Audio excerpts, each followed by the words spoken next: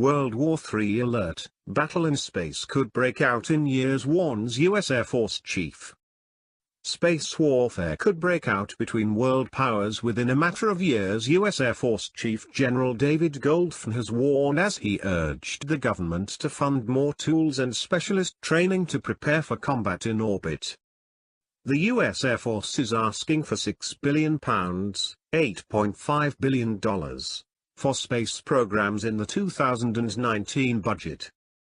Speaking at the Air Force Association's annual Air Warfare Exposition, General Goldfein said, "It's time for us as a service, regardless of speciality badge, to embrace space superiority with the same passion and sense of ownership as we apply to air superiority today." The comments come following a proposal from politicians to create a new part of the military aimed at targeting space conflict. General Goldfein said the U.S. Air Force will be able to protect the U.S. from space, but there needs to be investment in training of specialist space operatives.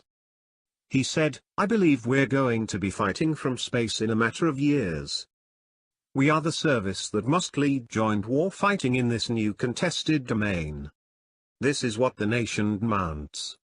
I look forward to discussing how we can leverage new technology and new ways of networking multi-domain sensors and resilient communications to bring more lethality to the fight." The Earth's orbit is home to 150 million pieces of spare junk, which could cause chaos if a war were to erupt. There are even concerns that shrapnel traveling through space could destroy equipment used for communication and GPS on Earth.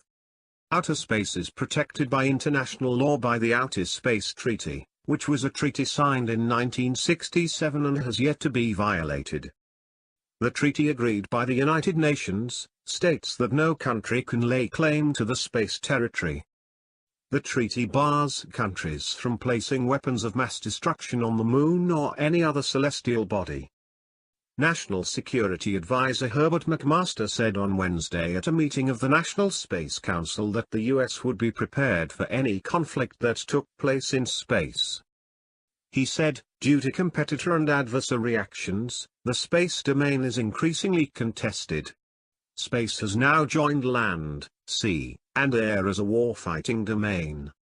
While we prefer the conflict not to extend to space, the United States will be prepared if it does."